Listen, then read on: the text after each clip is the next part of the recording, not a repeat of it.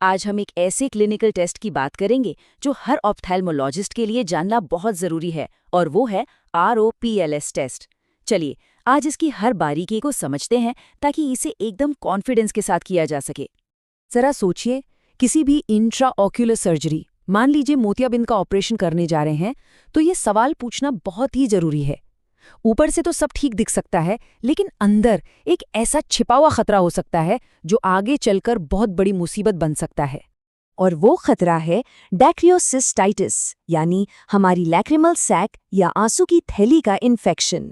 होता क्या है कि जब आंसू की नली ब्लॉक हो जाती है तो आंसू बाहर नहीं निकल पाते। अब ये जो रुका हुआ पानी है ना, ये स्टेफिलोकोकस और स्ट्रेप्टोकोकस जैसे बैक्टीरिया के लिए एक तरह से पार्टी का माहौल बना देता है, जो बस एक मौके का इंतजार में बैठे होते हैं। तो इस छिपे हुए दुश्मन का पता कैसे लगाएं? इसका जवाब है ROPLS टेस्ट। देखिए, इसका नाम ही सब कुछ बता देता है। Regurgitation on pressure over lacrimal sac, मतलब लैक्रिमल सैक पर दबाव डालने पर अगर कुछ वापस आता है तो कुछ गड़बड़ है। ये हमारी पहली डिफेंस लाइन है, एक बहुत ही तेज और आसान तरीका ये पता लगाने का कि कहीं आंसू की नली में कोई रुकावट तो नहीं है। तो ठीक है, अब सवाल ये है कि इस टेस्ट को करते कैसे हैं। देखिए, इसकी तकनीक बहुत मायने रखती है, क्योंकि सही नतीजा सही तकनीक पर ही निर्भर करता है। तो चलिए इसे स्टेप बाय स्टेप सीखते हैं। चलिए इसे बिल्कुल आराम से समझते हैं। सबसे पहला काम है अपना लैंडमार्क ढूंढना, जो है एंटीरियर लैक्रिमल क्रेस्ट। इसके लिए बस आंख के नीचे की हड्डी को महसूस करते हुए नाक की तरफ आइए। जैसे ही ये मिल जाए, अपनी उंगली या एक कॉटन स्वैब को ठीक इसके पीछे रखिए।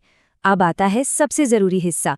आपको अंदर और थोड़ा पीछे की तरफ एक मजबूत फर्म प्रेशर देना है। और जब आप ये कर रहे हो तो आपकी नजरें पलक के अंदरूनी कोने पर जो छोटे छोटे छेद हैं, यानी पंक्टा, उन पर टिकी होनी चाहिए, ये देखने के लिए कि क्या वहां से कुछ बाहर आ रहा है। अच्छा, तो टेस्ट तो हो गया। अब जो हमने देखा उसका मतलब क्या है? चलिए अब इन नतीजों को डिकोड करते हैं। यहाँ देखिए, पॉजिटिव और नेगेटिव टेस्ट में फर्क दिन और रात जैसा है। बाईं तरफ जो है वो एक क्लासिक पॉजिटिव ओरोप्लील टेस्ट है। पंकटम से निकलने वाले उस गाढ़े डिस्चार्ज पर ध्यान दीजिए, ये एक पक्का सबूत है कि नली ब्लॉक है। वहीं दाईं तरफ नेगेटिव टेस्ट में कुछ भी नहीं दिखता, बिल्कुल साफ। एक बात याद रखिए, किसी भी तरह का लिक्विड, चाहे वो पानी जैसा साफ हो, म्यूकस जैसा हो या मवाद वाला हो, वो पॉजिटिव ही माना जाएगा। लेकिन रुकिए, एक पॉजिटिव टेस्ट सिर्फ हाँ या ना में जवाब नहीं देता। जो तरल बाहर आया है उसका प्रकार हमें और भी बहुत कुछ बताता है। अगर वो साफ या म्यूकस जैसा है तो ये एक सिंपल रुकावट है, पर अगर उसमें खून मिला हुआ है तो हमें डैक्यूरोलेथ यानी आंसू की नली में पथरी या फिर किसी ट्यूमर के बारे में भी सोचना पड़ सकता है। और कभी कभी ऐसा भी होता है कि सैक तो फूला हुआ है लेकिन दबाने पर कुछ भी बाहर नहीं आता।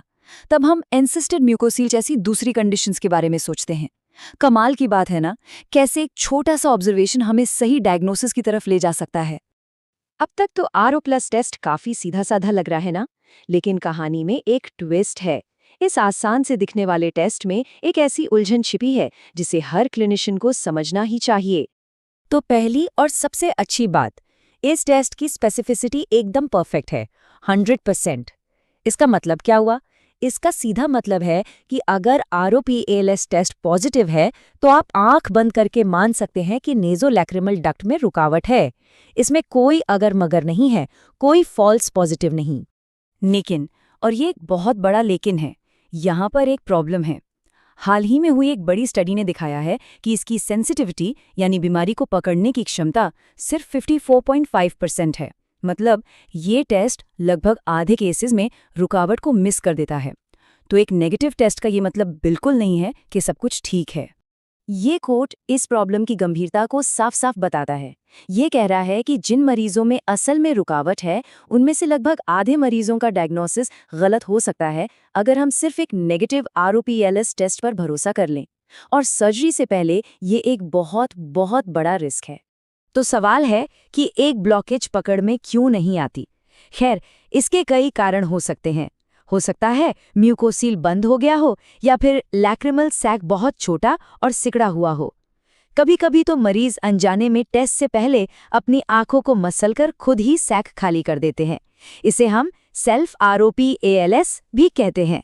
और जाहिर है अगर टेस्ट करने की तकनीक ही सही नहीं है तो भी नतीजा फॉल्स नेगेटिव आ सकता है। तो इस सब जानकारी के बाद आखिर हम क्लिनिकल प्रैक्टिस में क्या करें? मतलब इस टेस्ट पर कब भरोसा करना है और कब नहीं? तो यहाँ है सबसे ज़रूरी बात जो याद रखनी है। अगर ROPLS पॉजिटिव है तो उस रिजल्ट पर पूरा भरोसा करें। वो एक रेड लाइट है। सर्जरी को रोकें और पहले ब्लॉकेज का इलाज करें। लेकिन अगर ROPLS नेगेटिव है तो वो रिजल्ट भरोसे के लायक नहीं है।